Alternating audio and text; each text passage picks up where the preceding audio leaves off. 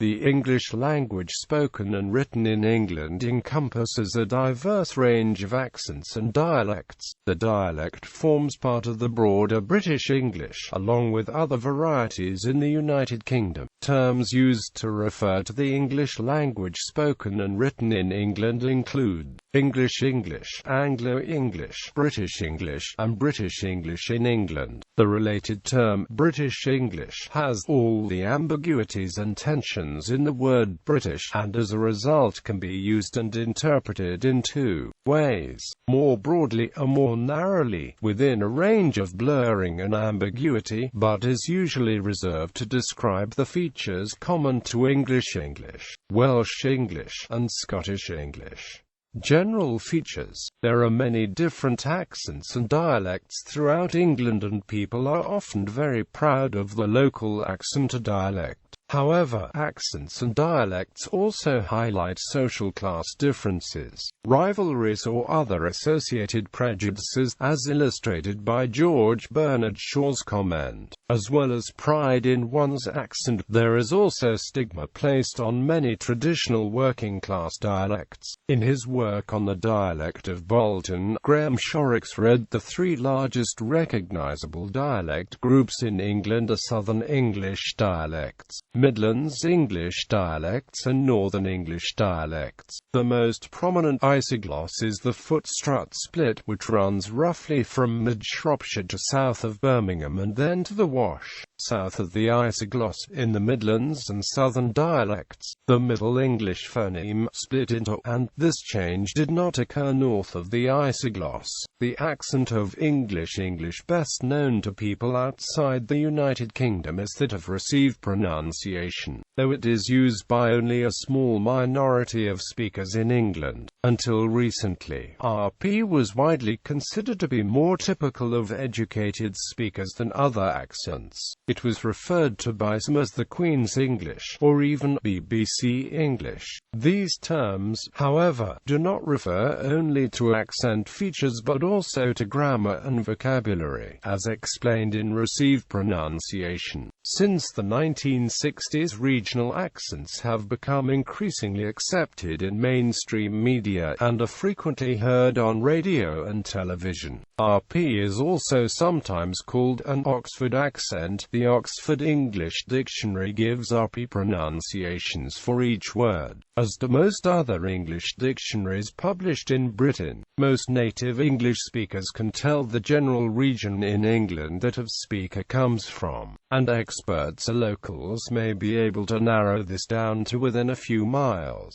Historically, such differences could be a major impediment to understanding between people from different areas. There are also many cases where a large city has a very different accent from the rural area around it, but modern communications and mass media have reduced these differences in some parts of the country. Speakers may also change the pronunciation and vocabulary, particularly towards received pronunciation and standard English when in public. British Isles varieties of English, including English English, are discussed in John C. Wells. Some of the features of English English are that most versions of this dialect have non-rhotic pronunciation, meaning that is not pronounced in syllable coda position. Non-rhoticity is also found elsewhere in the English-speaking world, including in Australian English, New Zealand English, South African English, New England English, and many dialects of southern United States English, as well as most non-native varieties spoken throughout the Commonwealth of Nations. Rhotic accents exist in the West Country, parts of Lancashire, the far north of England, and in the town of Corby, both of which have a large Scottish influence on the speech. As noted above, northern versions of the dialect lack the foot-strut split, so that there is no distinction between t and, making put and put homophones as pt. In the southern varieties, words like bath, cast, dance, fast, after, castle, grass, etc., are pronounced with the long vowel found in calm, while in the Midlands and northern varieties they are pronounced with the same vowel as trap or gat, usually. For more details see trap bath split. There are some areas of the West Country that use in both the trap and bath sets. The Bristol area, although in the south of England, uses the short in bath. Many varieties undergo H-dropping, making harm and arm homophones. This is a feature of working-class accents across most of England, but was traditionally stigmatized but less so now. This was geographically widespread, but the linguist A.C. Gimson stated that it did not extend to the far north, nor to East Anglia, Essex, Wiltshire or Somerset. In the past, working-class people were often unsure where an H ought to be pronounced, and, when attempting to speak properly, would often preface any word that began with a vowel with an H. This was referred to as the hypercorrect H in the Survey of English Dialects, and is also referenced in literature. A glottal stop for intervocalic T is now common amongst younger speakers across the country. It was originally confined to some areas of the southeast and East Anglia.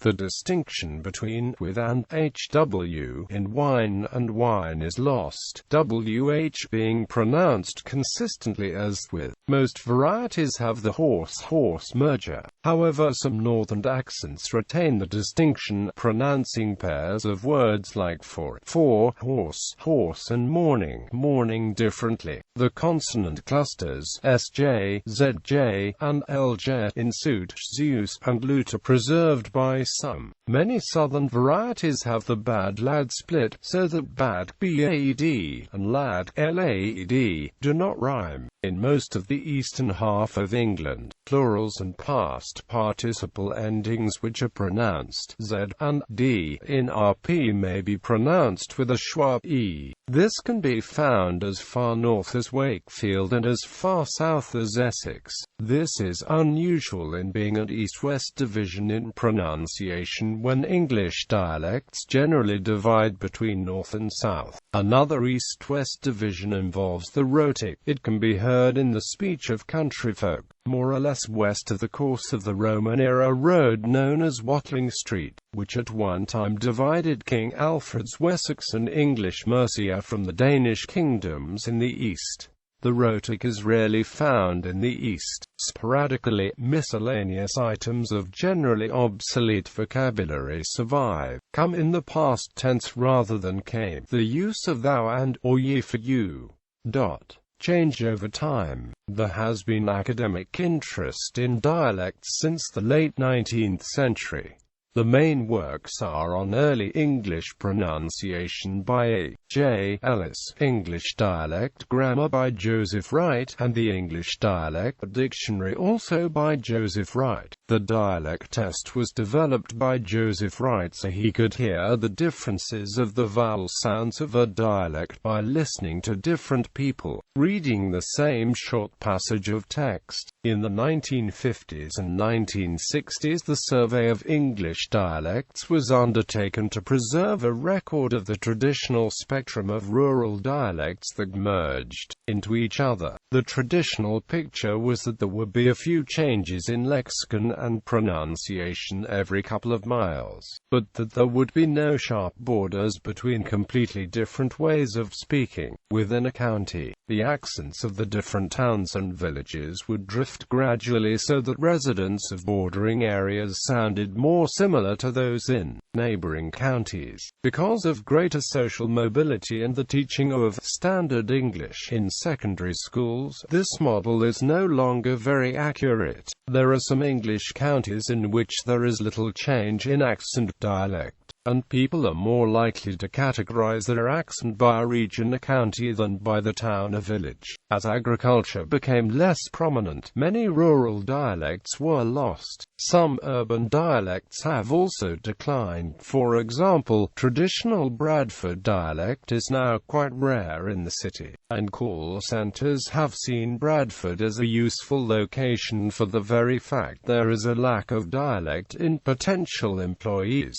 Some call call centers state that they were attracted to Bradford because it has a regional accent which is relatively easy to understand. But working in the opposite direction, concentrations of migration may cause a town or area to develop its own accent. The two most famous examples are Liverpool and Corby. Liverpool's dialect is influenced heavily by Irish and Welsh, and it sounds completely different from surrounding areas of Lancashire. Corby's dialect is influenced heavily by Scots, and it sounds completely different from the rest of Northamptonshire. The Voice's 2006 survey found that the various ethnic minorities that have settled in large populations in parts of Britain developed their own specific dialects. For example, Asian may have an Oriental influence on their accents, so sometimes urban dialects are now just as easily identifiable as rural dialects, even if they are not from South Asia. In the traditional view, urban speech was just seen as a watered-down version of that of the surrounding rural area. Historically, rural areas had much more stable demographics than urban areas, but there is now only a small difference. It has probably never been true since the Industrial Revolution caused an enormous influx to cities from rural areas. Southern England. In general, Southern English accents are distinguished from Northern English accents primarily by not using the short A in words such as bar. In the southeast, the broad A is normally used before AF per second, or theta. Words such as cast and bath are pronounced K street, B theta, rather than cast, BA theta. This sometimes occurs before ND. It is used in command and demand, but not in brand or grand. In the southwest, an A sound is used in these words, but also in words that take A in RP. There is no trap bath split, but both are pronounced with an extended, fronted vowel. Bristol is an exception to the Bath broadening rule. It uses A in the trap and Bath sets, just as is the case in the North and the Midlands. Accents originally from the upper-class speech of the London-Oxford-Cambridge triangle are particularly notable as the basis for received pronunciation. Southern English accents have three main historical influences: the London accent, in particular Cockney, received pronunciation; Southern rural accents, of which the West Country, Kent and East Anglian accents are examples. Relatively recently, the first two have increasingly influenced Southern accents outside London via social class mobility and the expansion of London. From some time during the 19th century, middle and upper middle classes began to adopt affectations, including the RP accent, associated with the upper class. In the late 20th and 21st century, other social changes, such as middle-class RP speakers forming an increasing component of rural communities, have accentuated the spread of RP. The Southeast Coast accents traditionally have several features in common with the West Country, for example, rhoticity and the A sound in words such as bath, cast, etc. However, the younger generation in the area is more likely to be non-rhotic and use the London, East Anglian et sound in bar. After the Second World War, about 1 million Londoners were relocated to new and expanded towns throughout the southeast, bringing with them the distinctive London accent. During the 19th century, distinct dialects of English were recorded in Sussex, Surrey and Kent. These dialects are now extinct or nearly extinct due to improved communications and population movements. See also Sussex dialect, Kentish dialect, Surrey dialect, Isle of Wight, Southwest England. The West Country dialects accents are the English dialects and accents used by much of the indigenous population of Southwest England, the area popularly known as the West Country. This region encompasses Bristol, Cornwall, Devon, Dorset and Somerset, while Gloucestershire, Herefordshire and Wiltshire are usually also included. Although the northern and eastern boundaries of the area are hard to define and sometimes even wider areas areas are encompassed. The West Country accent is said to reflect the pronunciation of the Anglo-Saxons far better than other modern English dialects. In the nearby counties of Berkshire, Oxfordshire, Hampshire and the Isle of Wight, it was possible to encounter comparable accents and, indeed, distinct local dialects until perhaps the 1960s. There is now limited use of such dialects amongst older people in local areas, although natives of such locations, especially in western parts, can still have West Country influences in the speech. The increased mobility and urbanization of the population have meant that local Berkshire, Oxfordshire, Hampshire and Isle of Wight dialects are today essentially extinct.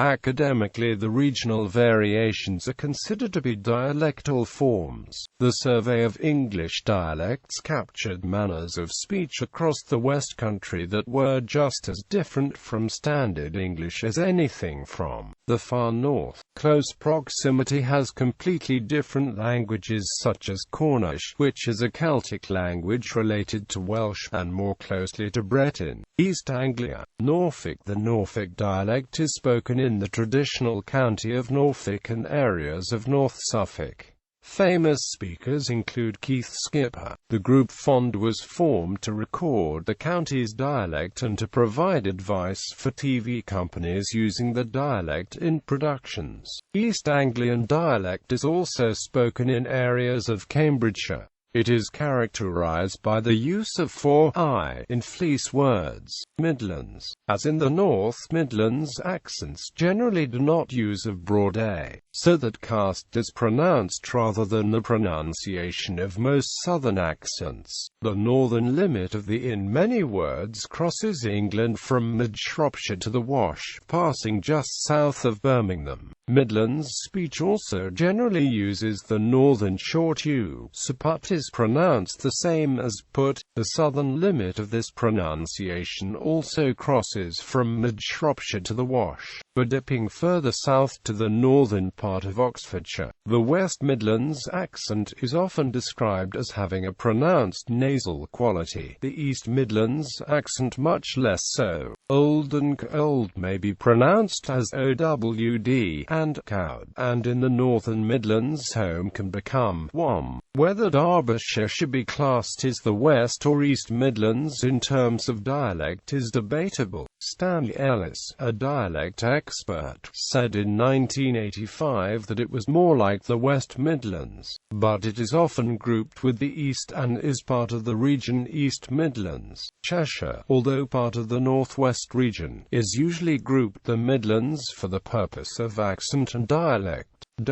West Midlands. The best-known accents in the West Midlands area are the Birmingham accents and the Black Country accent. There is no encoalescence. Cases of the spelling ing are pronounced is rather than. Wells noted that there were no exceptions to this rule in Stoke-on-Trent, whereas there were for other areas with the pronunciation, such as Liverpool. Dialect verbs are used. For example, for I for is not bay for a not been for a more emphatically for are. Hence the following joke dialogue about bay windows. What sort of windows are them? Them bay windows.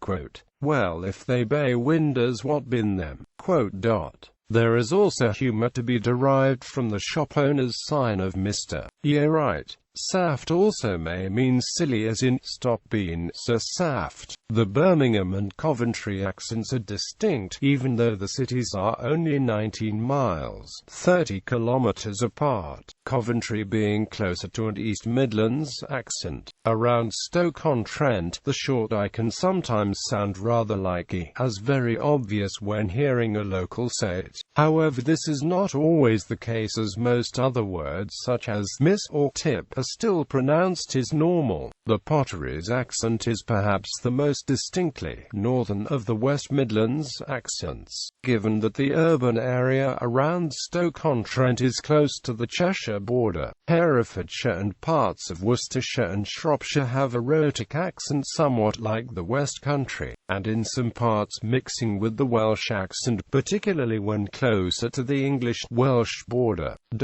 East Midlands accents are generally non-rhotic, instead drawing out the vowels, resulting in the Midlands drawl, which can to non-natives be mistaken for dry sarcasm. The price vowel has a very far back starting point, and can be realized as "you're dropping," as in East Anglia, can be found in some areas, for example new as new, sounding like new. The U vowel of words like strut is often, with no distinction between put and put. In Lincolnshire, such sounds are even shorter than in the north. In Leicester, words with short vowels such as up and last have a northern pronunciation, whereas words with vowels such as down and road sound rather more like a southeastern accent. The vowel sound at the end of words like border is also a distinctive feature. In North Nottinghamshire, an oo found in short words is pronounced as two syllables, for example feet being, sounding like fiat, and food being.